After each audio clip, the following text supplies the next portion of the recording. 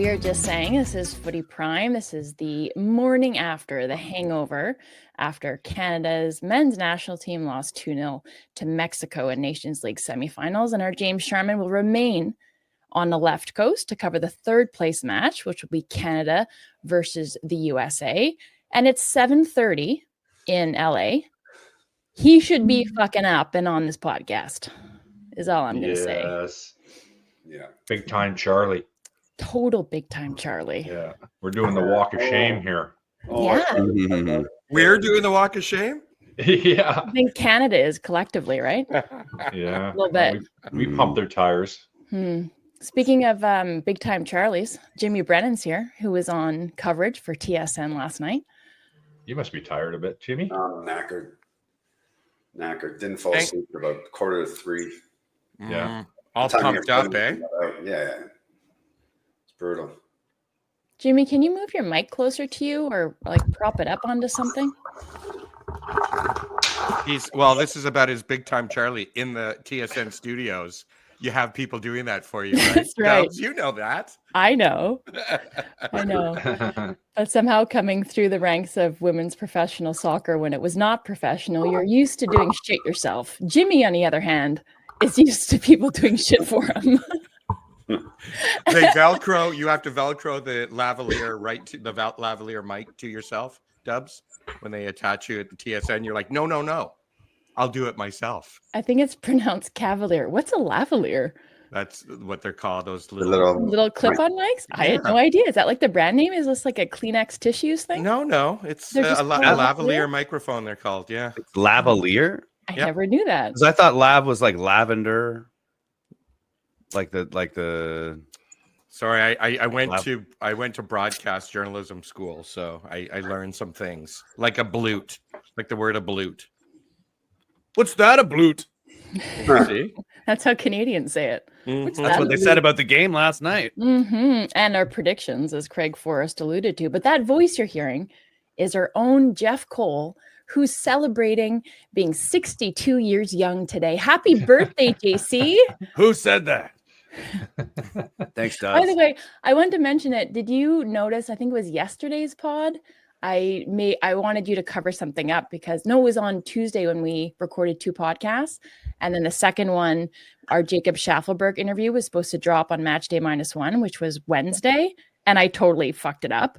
And I was like, JC, like put some cool sound effect in here. Or that guy from Calgary, and everybody had blank stares. I'm like, I wish JC was here. He would know what I was talking about. Oh, you gonna eat that? You can eat that. There it is. Amy, I will always eat that for you. Are you gonna eat that? Amazing. All right. Well, will we get into it here? Because I think there's a lot to talk about. I think there is a little bit of a walk of shame that we need to do as Canadian pundits, Canadian fans, and ex-Canadian internationals. I think that we were right to put our stock in Canada because they look good coming into this game. I was talking about shedding the underdog mentality.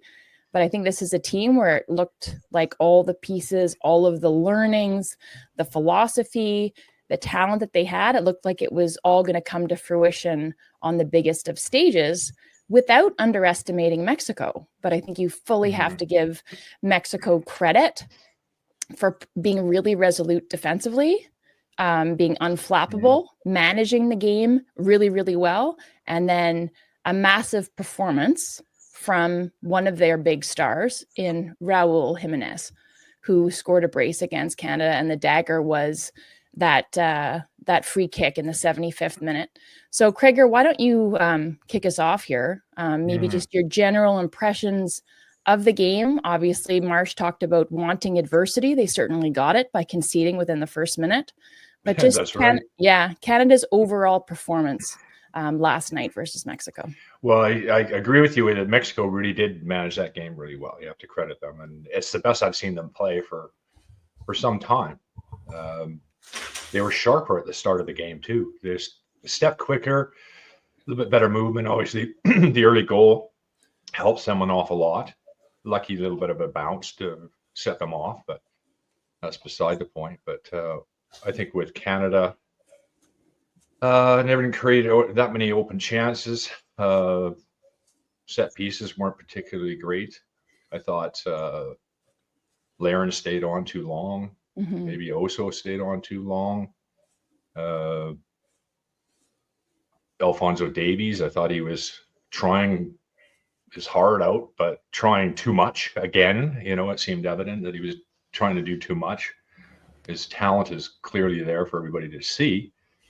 The penalty decision or non-penalty decision was a massive moment in the game that would have changed the whole dynamic of it. And I'm with Jesse Marsh on that. How does the referee not even have a look at it? That's the biggest thing, and why even bother having VAR, quite clearly, if they're not going to look at that sort of thing. So that was a big factor. The second goal from Raul Jimenez, Dane Sinclair doesn't have that wall set up properly. It has to be another body over there. That goes around the outside of the wall. Yeah, I agree with you. And it made it easy. I mean, you can tell, Jimmy, when you have two men on the ball, which obviously makes it a bit of difference. But once Raul Jimenez makes a step into it, he's got to know where that's most likely going. And plus, if you can get around the wall and not have to go over top of it and then down, there's a much easier skill. Yeah. And they noticed it, Jimmy, right out of the gate. They noticed where that wall was, and it wasn't set up properly. And even the wall looked as though they were disappointed. Like, how does that go around the outside of it? Was layering on the outside. Yeah, it's a big wall. And you can see Lawrence like sticking his head out. But you're right, because I thought as well, if they were over another yard and a half, Lauren actually would get that. And it would probably go on the outside of the post. But because, for me, I'm going, okay, he's a right footer. He's going to try to wrap it around this wall here. He's not going to come across you because he's too far to the right. And it's really his only option. Yeah. And then he just wraps it around the wall. And you could see even certain angle, you're just like, wow, that's just too much space. And it's probably maybe on a foot, maybe a yard and a half outside the wall. He wraps it around. I mean, it was a great strike, lots of power, but still, I thought, there's no way it should have happened. No. Yeah. So overall disappointing, it really was. It was set up perfectly with the U.S. losing to Panama, last kick of the game virtually. You're never going to get a better opportunity, but it just shows you how difficult it is to win. And what we did 25 years ago, winning the Gold Cup, or even the North American Championship in 1990, when you have home field advantage is a big factor. And in football, I was actually looking at it last night, looking at different sports and home field advantage. And soccer has the biggest home field advantage that there is in any sports, the winning percentage of home field. And that's for a number of different reasons. You could talk for days about the reasons why that is. But the support that Mexico get is phenomenal. And you have to recognize that, and you have to applaud that and say, you know what, you deserve it. You show up through thick and thin, support your team. Football is number 1, 2, and 3 in Mexico. And with that support behind them, they really did step up. And it's difficult for us to be able to handle that all the time. And that's what we deal with, Nations League, Gold Cups. You're always playing away from home, and it's a factor. It's not an excuse, but it's a factor. And I think number 4 is wrestling in Mexico. Yes, they love it, don't they? They love it. Love a mask. You saw lots of those in the stands, actually. Always. And that type of vocal support and like that cauldron that Canada walked into. I mean, you saw the US, like when that game kicked off, and you kind of even saw a wry smile from there's Wonger as what are they Luchador. Yeah, Luchador. Right. Nacho Libre. Luchador Wong Dan. Didn't Jimenez used to celebrate by putting on a mask? There was a Mexican player, I want to say earlier on in his career, that when he was with Wolves, he was throwing on That's right. the mask. Interesting. It might have been real. He's like one of those street magicians who has to carry around a big coin. He'd have to carry around a mask in his pocket to pull on. Yeah. Stax, you were talking a little bit about the American and Panama match. Do you not think that Panama got their tactics bang on? And I listened to the interview with Tim Ream after, and he was like, "Oh, they had one shot, one chance." But I'm thinking to myself, well, like, what would you expect them to do? Panama bunkered in with a 5-4-1. and they weathered the storm, and they were waiting for that one golden opportunity. Do you not think they got it right, their tactics? Yeah, absolutely they did. And the Americans didn't do enough to look as though they were going to score. They had some chances, obviously, but they didn't. And you watch that American side too, and they just want everything to the feet. They didn't make any runs in behind, try to stretch the defenders out. And I thought it was a terrible, terrible performance by that American team. We did miss a little bit of the second half because we went to get KFC, and we had a bit of a epic journey trying to get our chicken. So for Craig and I, $60 worth of KFC while we're hanging out. Like, we can't hang out together too much, or we're going to put the Canadian medical coronary system under the health system under, because we're going to have it'll be strained with our 4 open heart surgeries. Yeah, Wong is he's all into bargains, right? He's all into deals, right? Taco Tuesdays, could be wings on Thursdays. He'll know everything. So he finds deals online. We order it, and we go to the KFC, and they don't even exist anymore at that location. Yeah. So we end up on the phone with who? Leonardo or something? Alberto. Oh, Alberto. He was being Alberto was a dick. Yeah. And Alberto would he would not refund the money. We had to phone customer service for that, and then he reads out the number like at 1,000,000 miles an hour. 186. So Wong was like, "Well, can you just slow down a little bit?" And then he's a real dick. No, he's like 1. Oh. 8. So I'm leaning over, going, "Now you're just taking the piss. Just read the fucking number, Benji." So anyway, this takes us forever. So anyway, we missed part of the second. I don't think that was good game management from your perspective. It wasn't. Frankly. It was supposed to be a halftime. Terrible game management. A trivial little halftime getaway turned into an epic. Hey, they scored on the death, is what Craig said. That's when we came back. We're literally walking in, and I was holding on to the biggest bargain bucket of chicken you could ever possibly see. And I'm like, Panama's just scored at the death. We haven't spoken about, I'm going to bring this quote up, and this is our friend of the show, national team head coach for the men, is Jesse Marsh. And the quote is, "What I think is inexcusable is that it's not at least looked at by the head referee, right?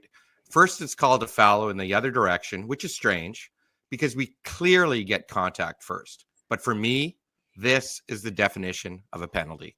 So can't blame it on the referee, but that was, it was on TSN. It was a Jimmy's TSN turning point, I'm going to call it, because the lack of call, even though it's in the box, looks like a penalty, even though I'm always confused what a penalty is these days.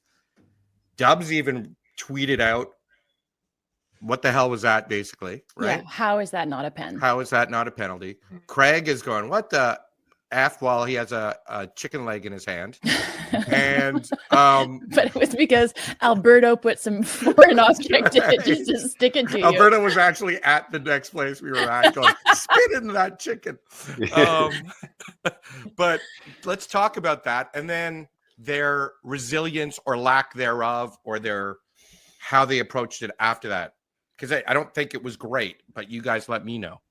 Jimmy, you dig into the fact that, first of all, it was called a foul against Cornelius. So it was a free kick for Mexico. And then to add insult to injury, like Alberto spitting in the fried chicken, it doesn't even go to VAR. Yeah. Alberto'd. CONCACAF. Now we know what Alberto is. You got Alberto. No, look, on that play, and I was reading online, a few people were like, "Oh, it wasn't a penalty. He's come on the blind side, and Alvarez didn't see him." But for me, and the rules of the game are, you're in control of your body, whether you see the player coming or not. If you lash out, that's your problem, and you've made contact. And I thought Cornelius did ever so well. Just come in. I mean, look, he could see Alvarez's numbers, which means he's got him now. Now he can creep in front of him. And as he creeps in front of him, you can see he's just trying to guide the ball on target. And the contact is made from Alvarez striking out and hitting Cornelius. The referee gives a free kick the other way for Alvarez, which blew my mind. But I don't understand from up top, why wouldn't it be in his ear and say, hey, listen, I think you need to come have a look at this because you've got to make a decision on this play. And if you're not going to do that, then what's the point of having VAR? Mm-hmm. It doesn't make sense to me. It was a blatant penalty. Everybody saw it. And that changed the game. That changed the game a little bit because that could have changed the dynamics going forward. If Canada scores there, it's a different game. Now, to start off, it's an absolute nightmare conceding in the first minute against Mexico because now Mexico's in control. You've got a mountain to climb. They're going to make it difficult for you. They're going to foul. They're going to slow crowds the game into down. it. The crowd's into it now because they're up, and it's a difficult task ahead of you. But then when you do get an opportunity like that, which for me, a blatant penalty, then it brings you back into the game. Then it's 0-0. And then you're back to competing and playing your football again. So yeah, it was a terrible moment for me. Am I surprised really? And we always say it being CONCACAF. But at the end of the day, look, it is what it is, and you've got to figure out another way to get back into the match. Forrest, did you see, well, first of all, before I move off of that, just your comment further to what Jimmy's saying about that not going to VAR. Like that is what VAR is designed to do. That mechanism is in place to avoid clear and obvious errors. And then the fact that it doesn't even, it's one thing to be CONCACAF based on the referee who's on pitch, awarding yellow cards. Like 3 out of 4 of the Canadian backline had a yellow card within the first 45 minutes. Did that affect the way that they contested the remainder of the match? Who knows? But that is why it's there. So, I mean, the VAR should have at least gone there, at least so they get a chance to pull it back or to change the call on the field. Everybody seems to use VAR differently, don't they? Like you have VAR in your ear telling you should look at it. And then I'm not sure what the protocol is for these referees in CONCACAF to maybe the referee needs to say to them, do I need to look at it? I'm not sure. It just seems as though it was a bunch of people that never worked together before, didn't really know the protocol. Somebody's sitting up top, probably not even knowing what to do. Do I notify the referee? Do I tell them to look at it? I don't know. But it just didn't seem right. And they don't seem to have it right in CONCACAF yet. Yeah. I think the other thing, Stacks, is that, even if the ref didn't have a clear line of what happened, when there's a commotion, that means something's happened. Something's happened. Oh, yeah. Right? You got surrounded very quickly. They're surrounding you. Their hands are up. Something's gone on. And if you watch in the Premier League, when something like that happens and the ref doesn't see, he's right away like that. Hey, did I miss something? And you'd think that he would have went up top when he saw all the commotion and everybody running around saying, okay, something's gone on here in this situation. And we need to have a look at this. I mean, it is a penalty anywhere in the world. Yeah. Stonewall penalty. Yeah. It's a foul. In terms of, this is what I was going to ask you initially before I asked you about VAR. So moving off of that a little bit. So Jesse Marsh, I mentioned it off the top, wanted this team to be able to contend with, to deal with adversity on the pitch. They certainly got it with Jimenez's goal in the opening minute.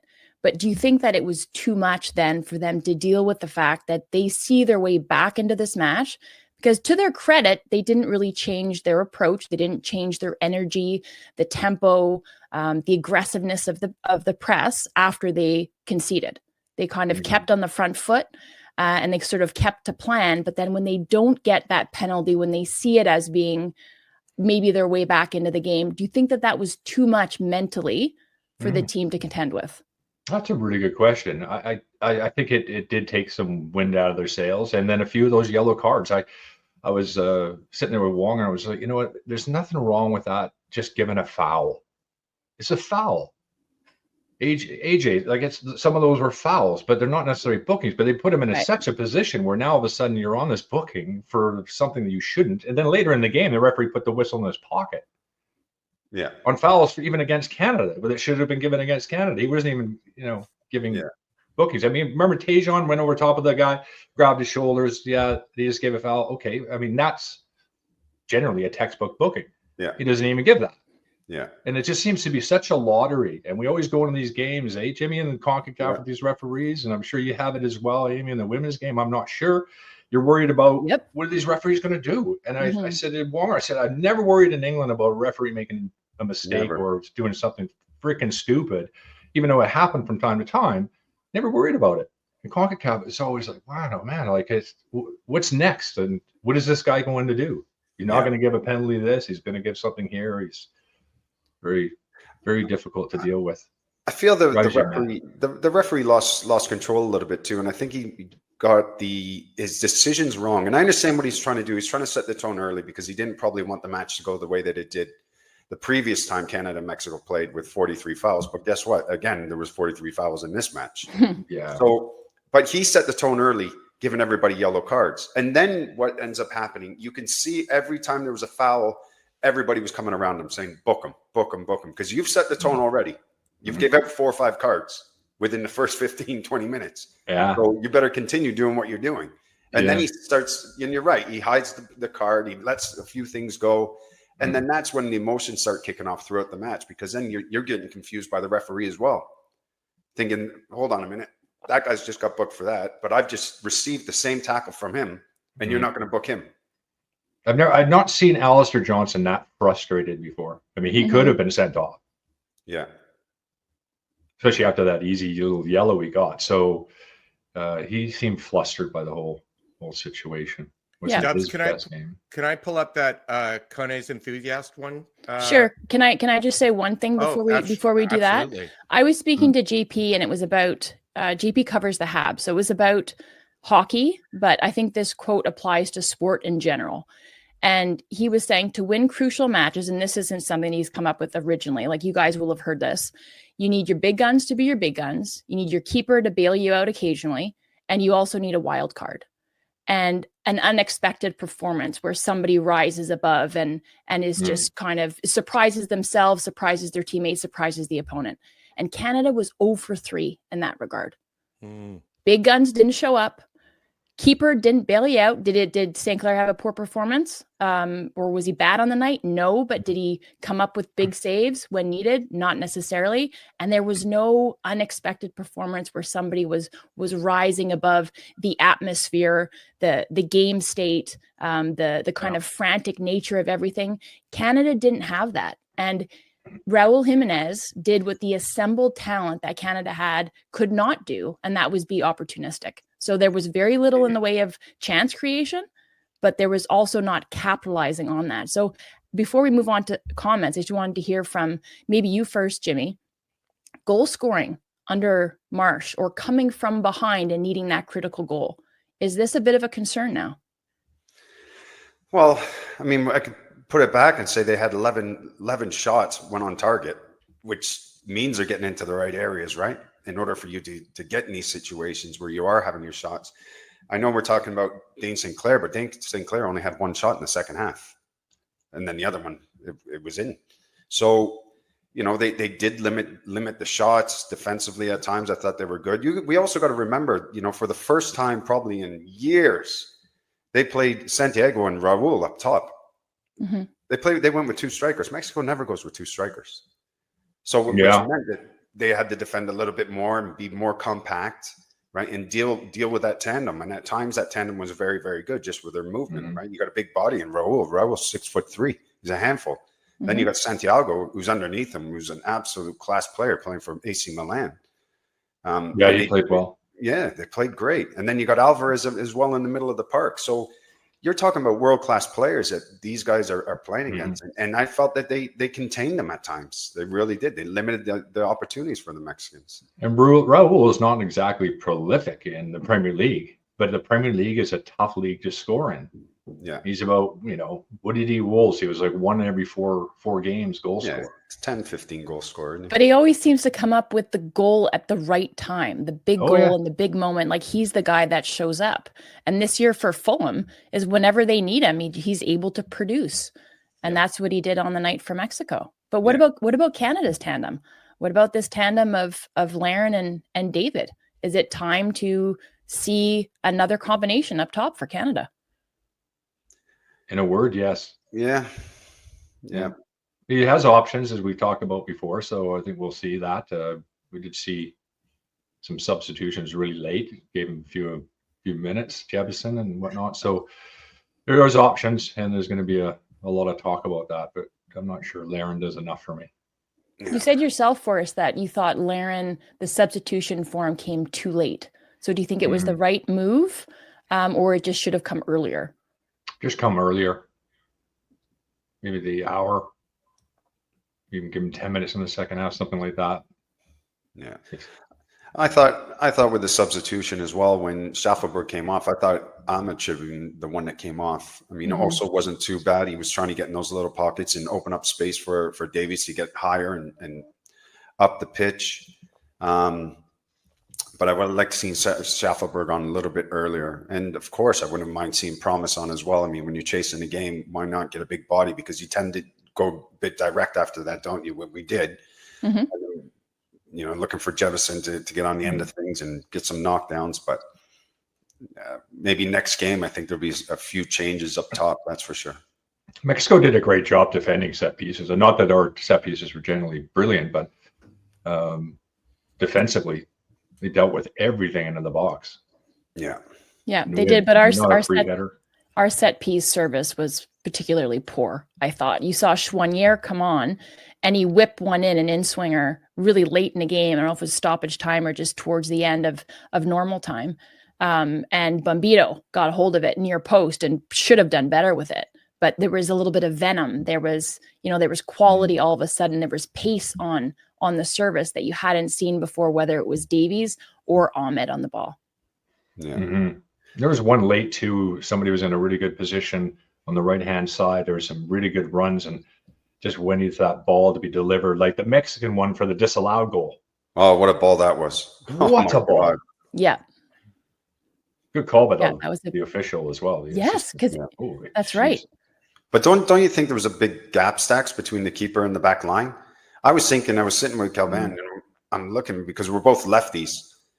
And both of us, our eyes lit up and went, oh, that's a perfect ball to whip in. There was just so much space. Yeah. Nobody there even to cut it out at the near post. Yeah. Longer, did delicious. You want to? Yeah, I did. There's two more fried chicken. There's two more comments I wanted to bring up. This one, which I thought completely covered what I was thinking last night, and it's from our friend at LFC Youssef 6, and it's called his account's called Ismael Kone Enthusiast. Full-time thoughts. Laren and Osorio's time in the national team is nearing an end. Marsh has to take a lot of blame for this. Davies' hero ball needs to end now. Our set pieces are an absolute joke. Disappointing performance. Going to take time for me to get over this result. Lots to take from that, but I just wanted to tell you, while I was sitting watching with Kreger, I mentioned 3 out of the 4 of these things. So I was like, oh, Oso looks like he's lost a step. So I didn't talk about Laren, but he talked about Laren. And then it feels like Alphonso Davies, when they're down, always seems to be trying to do too much. And our set pieces, I literally brought up Nicolas Gagnon and mentioned to Craig, I go, do they not have a set piece coach? Like, these are ridiculous. And so those are my comments. And I didn't blame Marsh, but I hadn't processed yet. So if I could just give the listener and the viewer context. So Nicolas Gagnon was a guest on Footy Prime about a month ago, and he's the set piece coach for Southampton. Yes. And he's Canadian. And they're bottom of the league. Quebecer. Yeah. They've only won 2 games and haven't Nicolas, on a set piece. Nicolas, don't take it. Don't bash us, Nicolas. We're not bashing you. We're just saying Southampton's in last place. Yeah, you can be the best set piece specialist out there as coach, but it's about execution. Yes, and I guess for me is, if this is what I'm taking away with it, watching this match with Craig and just having comments, then people like you guys must absolutely go, oh my God, what's going on? So please speak about that. Did you see Jesse Marsh hold up the sign? Yeah, the X. Yeah. What was that? He was just bragging about his bowling. I have never seen that before. Was he saying strike? Strike the ball? Yeah. Well, the set piece completely broke down because they laid it into the front post to play it short, didn't they? They did. That's the thing. When you hold up a sign like that, and if it comes off, you look like a champ. That's right. But when you hold it up and nothing comes of it. Yeah. Maybe there was a family feud kind of contest happening as a subtext to the game, and Morrow gave the wrong answer, and Marsh was like, first strike. The survey says. Name something slippery when wet. A wet seal. No.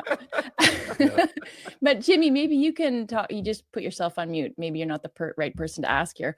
Forrest, you can talk about for the men's national team or a national team setup, what you would do in terms of your preparation for your set piece execution, attacking and defending, and that you have somebody on staff where that's all that you're doing. And then every player has their own roles and responsibilities associated to each. So what? I mean, they've got assistant coaches all over the place. The Stalteri's on there, Morrow's there. Yeah, these guys are all working on set pieces. But like I said, it's about execution. Yeah, and up against a side that was defending incredibly well. James Sharman in the house, staying in Los Angeles because Canada's playing the US, not for first, but for third. We're number 3. We're number 3. We're not yet. We're actually not. No, we're not yet. No. The worst we can be is 4. Sorry, I'm not joining you earlier. I screwed up the times, to be honest with you. I didn't know when we were potting, and then there's been a whole whack of different changes this morning regarding training, etc. It's now a closed session, so we can't get there. We thought we could, and it's going to be an early session as well. So it's going to be half my fault, half their fault. Yeah, I know. Yeah. Were you on your way to the airport, or when did they tell you, hey, James Sharman, because it's the dream third place between U.S. men's national team and Canada's men's national team, when did they say, hey, you're sleeping over a couple more days? No, I knew that if the States lost, then I'm staying regardless, because I mean, that obviously was a big lure for them if it's Canada States, no matter when they're playing. But we'd hope to be the final. I don't know what you guys think. I don't know how to feel about this now. I'm excited they're playing the States and all the bullshit around it, yes, but it is such an anticlimax to be doing it for third place, right? It doesn't quite seem to have the same tension as it would have done, right? Am I wrong? Yeah, it sucks. Yeah, no, you're not wrong. And we were discussing, I think, on the dark web, just the nature of a third place match. Nobody wants to play a third place match. I think now, given the political climate, is going to have more meaning and kind of more around it to see how Canada face the US, but it's going to be a pretty quick turnaround, for them to get back up again and sort of reset before they obviously want to beat a very tepid and lackluster US side, because that is not what they wanted, when Pochettino was hired. And maybe you can talk a little bit about this, because we were talking about Mexico coming out of the gates and sort of gleaning all their energy from the cauldron and the Mexican support in there. And Forrest was talking about how tough it is to play away. But the US, when they walked in for those anthems, I was watching it, and I want to know what your thoughts were being in that stadium itself. There was nobody fucking in there. It was brutal when the US was about to kick off versus Panama. Yeah, it was brutal. I mean, quite frankly, it's your home stadium. It's a trophy, and no one seemed to care. And I mean, it's funny, the press box there, it's an amazing stadium, right? It really is. But the press box, the windows are closed, so you couldn't hear anything at all. It was like watching a game during COVID in many ways. So there's no atmosphere. You can't open them? It's just closed? Yeah, I guess they open them if they choose to. I guess. I don't know. So the atmosphere in the press box was tepid as well throughout the entire thing, actually, which is kind of weird. But I don't know. I thought the US were relatively well supported. Right? 4 o'clock start. Yeah, well, that is part of it for sure. And like that's important. That seemed odd to me. Yeah, I mean, you always hear about LA traffic, right? It is horrendous. But did it build up? So Sharms, Craig, you missed this. Craig and I went on an epic KFC run last night that took us an hour longer than we thought it would. But did it ever start feeling like a good vibe, or what you saw as a good vibe in that stadium for the US as far as representation? No. I mean, because most of the fans who had bought tickets were Mexican fans, and they were all out partying during that game in the parking lot. Yeah, because it was a double header ticket, right? Yeah, exactly. So they scooped up the tickets, and they were partying, having a great old time outside during the States game. Then that finished, then they started filtering in, and then it felt like a proper football match. Yeah. The atmosphere. Do you know, you often wonder with these games, they keep playing in these monster stadiums. And even if the Americans had 20, 30,000 people, like if they played at LAFC stadium, 25,000 seat stadium, the atmosphere would have been brilliant. But even if you get 40,000 people in a 75,000 seat stadium, regardless, it's going to look dead.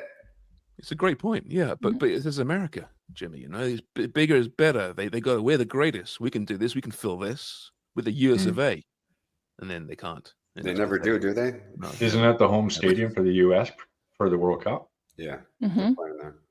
It does look like a spaceship, though, that SoFi Stadium. It's pretty effing cool. It's an amazing place. Yeah, it's really cool. Does it still have that brand new car smell? Like everything? Yeah. The car smell. That's brilliant. Smell, hey, I wanted to bring up, while Sharms is here, I wanted to bring up our bias, which I found it was actually shared a lot on Blue Sky.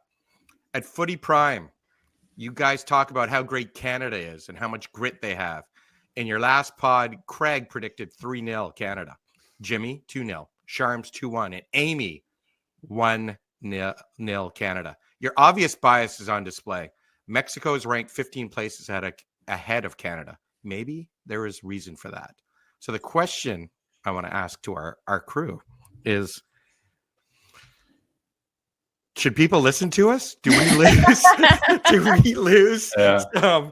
Before a Canada men's or a Canada women's national team game, are we just too? And I have to say, are we too biased? And then I have to say to our friend just got to look him up again. Spirit of the North. Thank you for that. Just so you know, Spirit of the North. JC weren't on yesterday's pods because it was predictions, pros, making those and previews. JC and I had Mexico winning 2-0 each. We both agreed. We did. But the other thing too is, who are we to listen to a ghost? Clearly, it's a ghost, a spirit talking shit. Shut up, ghost! You don't even exist. Go haunt someone else. Go haunt for a the different record. show. For the record, I had 1-0. I had 1-0 Canada. I had 2-1. So get it right, Spirit. Get it right. Yeah. But we appreciate your comment and we get it. Yeah, no, but listen, can we? I don't. He's right. I do. No, I appreciate it. But all week, Jesse Marsh and the players have been talking about grit all week. That's why we talked about grit, because that's what Canada put on themselves.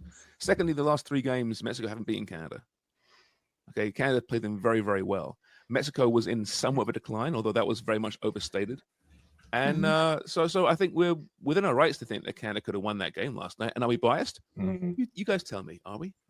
Of course we're biased. Yeah, damn right. 3 former national team players. Of course we're biased. Hey, did Grumpy Sharms come out and bash anybody? Were you grumpy having your pint last night? I wasn't grumpy. Listen, let's be honest. Listen, we've been boosting this team ever since Jesse Marsh arrived, right? And if we're going to be a proper football country, we would hold them accountable, right? They were not good last night. They were shit. And Jesse had been asking, how will this team respond when things go wrong? Not very well, apparently. They let Mexico get under their skin. But this is it, right? That's okay. Yeah. They'll learn from this. But they didn't play very well. They couldn't string passes together. They panicked in the final third. I thought Fonzie was like, Fonzie, you're doing it again. You're trying to just be everyone yourself, and it doesn't work. The midfield wasn't very good. Coney was invisible. Do you think he wasn't great? I'm not sure. I don't think anybody was great on the day. No one was. I thought Cornelius. I thought he played well. I thought Bombito played fairly well. Bombito was good. Everybody else, I found. There were some pylons there. I said to Craig, and this is just with Wonger's eye, as I speak about myself in the third person. But it looked like Eustachio was still jet lagged on the plane, just walking off the plane. There were guys who looked like they were still off, just walking off the plane. That's what it looked like to me. And the Americans too, some of them. God, I made the point last night on Twitter that don't forget Mexico had that camp in January.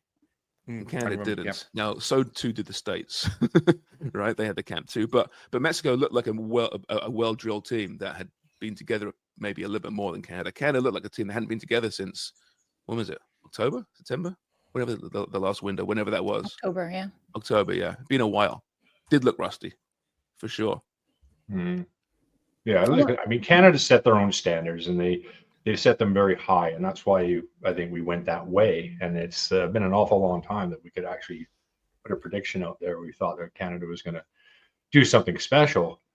That's why we did it. But I think they're going to lose 3-0 to the States. How about that? Sharms, now I'm that you're kidding. here, I was going to ask Jimmy and Forrest this earlier, but like Jesse Marsh's style of play, like they've had success and that the players have subscribed to it. And I think they're well suited to have success playing this type of ball. But when you're playing this high octane style of play, that's a different philosophy altogether. You're trying to unsettle the opponent, right? That's part of your MO. But Canada, with the two things, conceding really early on and then not getting that call, dealing with the adversity, as we've discussed, they were so high strung that they unsettled each other and like created like this frenetic, untenable tempo. So they really lost the balance of urgency versus control. It was like too much urgency. They couldn't calm it down. But I also think the coaching staff and Jesse Marsh, to a degree, deserves a little bit of criticism in that regard as well. That it's one thing to like, this is our style of play, but you have to be able to control the tempo within your philosophy and within your system that you're trying to have success in on the day. Yeah, I think you're pretty bang on there. I mean, you guys know a lot more about this kind of stuff than me, but yeah, there's this hype around this team, and the way they were talking was like, man, we're so prepared, never been more prepared, we're ready for this, almost too up for it maybe.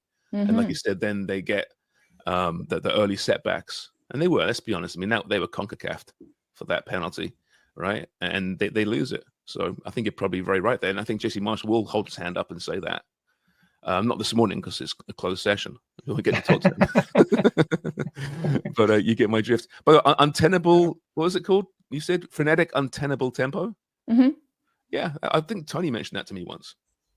Well, this is all lining up really well. I don't think so. Now it's You making missed sense. our opening, Sharms, where we Yeah. talked about Amy faking it. You came on. You came on using the word anticlimactic, and now you finished it off with that trifecta. But I also wanted to say, last night they seemed flaccid to me. So there you go. Well, I think that was a more apt description of the U.S. in their performance against Flaccid. Panama. Yes, Yes. as well as the atmosphere. But the frenetic, untenable tempo was also how you and Wonger attacked that bucket of chicken, Oh, yes. I imagine. Oh yeah. And there's still a couple pieces left in the fridge, which is the most favored nation of is the cold KFC. I'm just happy it found its way to your fridge because I've left your place before after sleeping in one of your daughter's bedrooms. And thank you for your hospitality. But I've left and been like, Wonger, this has been sitting out all night. You're not really going to eat this, are you? And you're like, fuck yeah, I am. Yeah, coleslaw. Yes. No, I won't eat the mayonnaise that's been out in the sun. Dubs, can we move on? I don't know what our time's like, but you have a hairdo to get to. I do. Can we talk about what we expect on Sunday and what we're looking for? Yeah, so I mean, I framed it earlier as who wants to play a third place match, but this match will mean everything, and they obviously want to get back on the right track because Jesse Marsh and Jimmy, maybe you can speak to this, like was finding the positive in his post-game comments, saying that they're still on the right track with what they want to achieve, and he has a lot of belief in his players as they do in their style of play. So do you think it's going to be difficult for them to kind of turn the page, reset, and be raring to go and put in a better performance on Sunday against a US team? I think it's going to be. It's obviously, look, it's a third place game. Yeah, you're playing against the States, but I think it's also an opportunity for Jesse maybe to change the lineup a little bit and maybe start some other players and give them an opportunity. You know, you're talking about, you know, this high octane press and the way that they play and, you know, about composure. But what we have to remember is that, you know, just since Jesse Marsh came in and he's implemented this style of play, the more games you end up playing, the more other countries start to watch what you're doing, and they start to look at your movements, your tactics, your habits, you know, your patterns of play, and then they can start to pick things apart, right?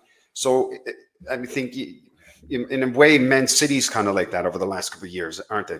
You know, everybody knows where they're going to play, but you know, Pep's quite clever where he can alter things. They still play the same way, but there's certain things that they're going to do a little bit different.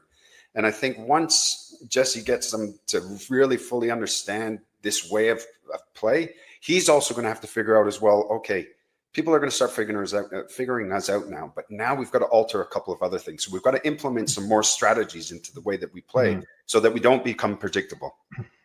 And I think maybe that game against Mexico, maybe it was a little bit predictable. In Mexico, they changed their formation, changed up the lineup, and made it difficult for Canada.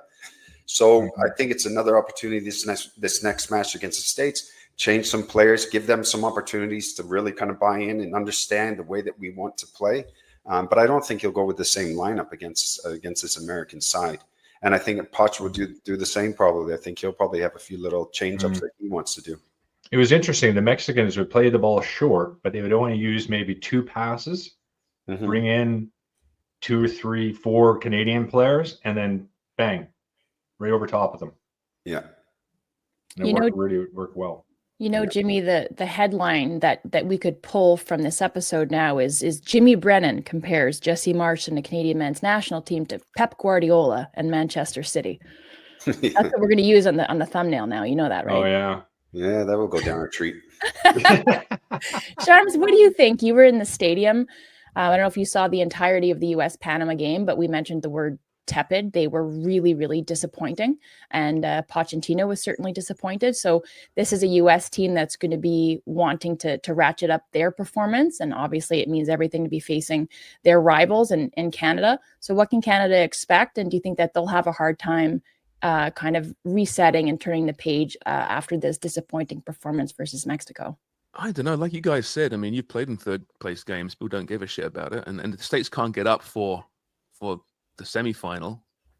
I mean, will he be up for this? I don't know. Sorry, Sharms, what time's the match to? I don't know, actually. I think it's 6. What time, Jimmy? I think it's 6. Okay. 6 Eastern. Yeah, I think so. Okay. Is it? Okay. But you know what? Sorry, Sharms, you know, when you're talking about this American side, and you guys tell me what you think. You know, Pochettino actually kind of came out and said, you know, our focus is the World Cup 2026. And for me, if I'm listening to my manager saying, now we're focusing on 2026, I mean, even when you're watching the coach, there was no emotion. And you start to think, is that kind of in the players' heads where they're like, well, we don't have to win this. You know, we're focusing on 2026 now. Now, I think if you're the national team manager and I'm Poch, I'm going, we want to win everything because we want to breed a winning mentality. We want to win this Nations League. We want to win the Gold Cup so that when we do go into that World Cup in 2026, we've got the mentality we want to win. Not going, oh, we're going to focus on 2026. And it felt just that performance from that American side was very lackluster. Like they didn't really care. And they ran out of ideas going forward. That. What's that?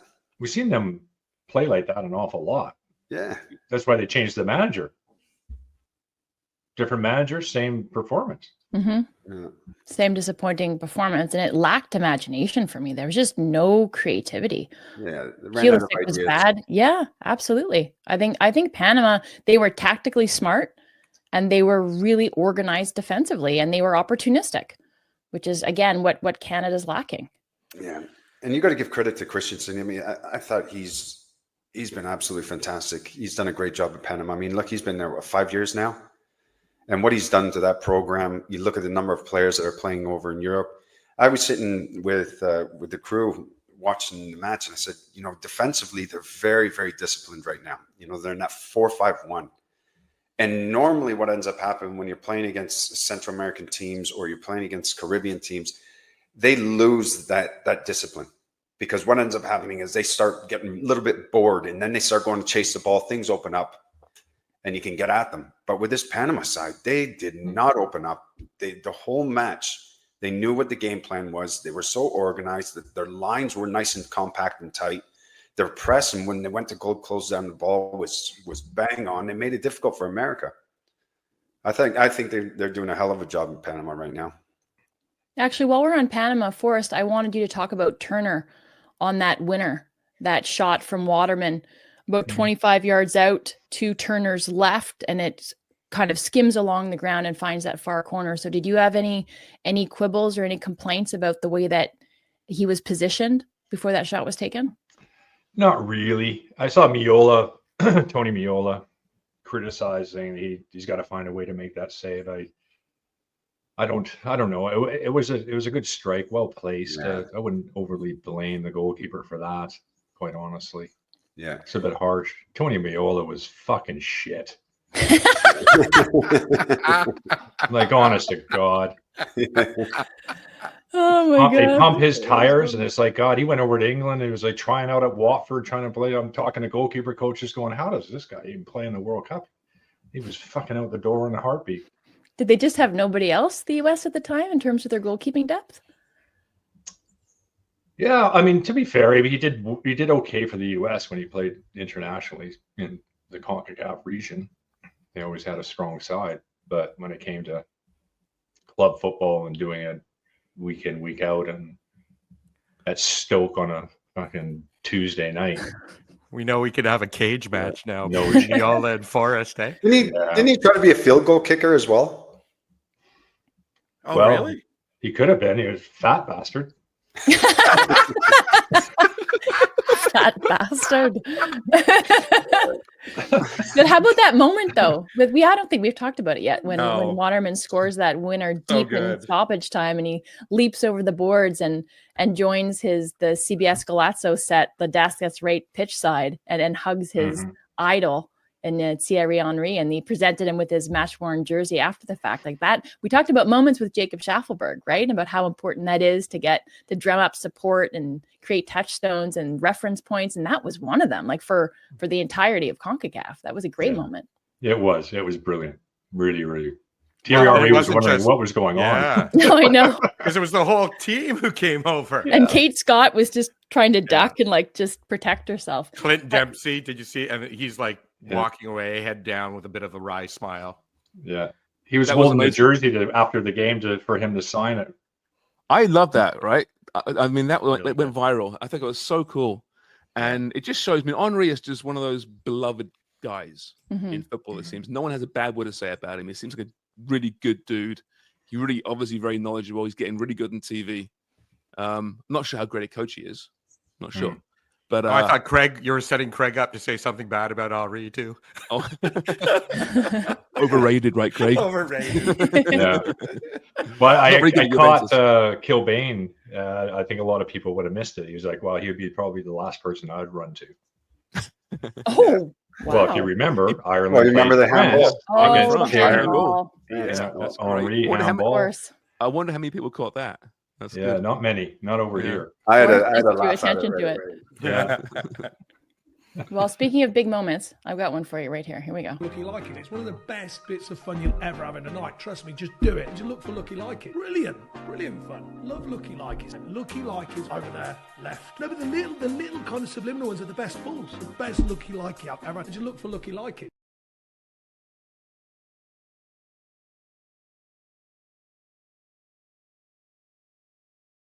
Want to explain? Brilliant. Yeah, that was a Looky Like You. We had Jacob Schaffelberg, Maritime Messi himself, and sporting his mullet, which has been dubbed the Tennessee Water Slide, and next to our own Craig Forrest, and one that I would like to, so is the original footballing, business in the front, party in the back, which I would like to dub the Coquitlam Cascade. Ooh, I like that. The Canadian ski jump. Yeah, but when we had Jacob on, we were talking about the fact that he and Forrest shared similar hair at one point in time. No longer. But I'm sure he'll be honored to be compared to the legend that is Craig Forrest. Oh, Did you guys do it now? I'd be just like Hulk Hogan.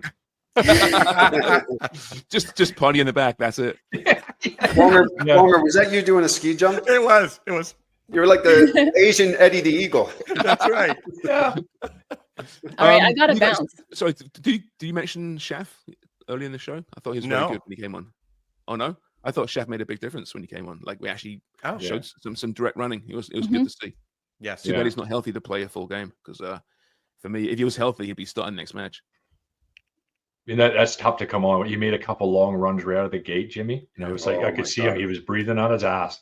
And it's tough to get your wind, isn't it? Like That first run, Oh Yeah. God. the first couple of yards, it's in your head where you're going, I'm gone here. And then all of a sudden you feel like you're in quicksand with a parachute on. Yeah, you end up winning a corner out of it somehow. He fell over. Yeah. And another great run as well that ended up getting called offside, or like a delayed offside call, where he took a great touch with the top of his foot, played it to his right, and then it came across the goal, and then Tajon had a crack at it, but the flag ended up going up. But yeah, I mean, that threat of pace, like that's what he brought instantaneously to the Canadian side. We didn't really see them stretch Mexico a whole lot. So hopefully the new faces that we see against the US, we'll see glimpses of that, or across more extended spells of the game. They can just threaten and just be a little bit more dangerous, create more opportunities. This team should be creating more. All right, will we wrap this thing? Yeah. Wrap it up. All right, like, subscribe. We'll have our James Sharman still live on site as Canada gets ready to face the US in the third place match of the Nations League finals. And we've got our, what is it called again? Luchador Wong Dan, who might be on site in the stands at SoFi Stadium. So cheers, everybody, for listening. Thanks for following all of our coverage of Nations League. Like and subscribe, because our videos have actually gotten pretty good traction this week, but our subscriptions aren't really up. So if you like the video, if you comment, don't forget to subscribe to our channel on YouTube. Thanks for listening, and have a great weekend.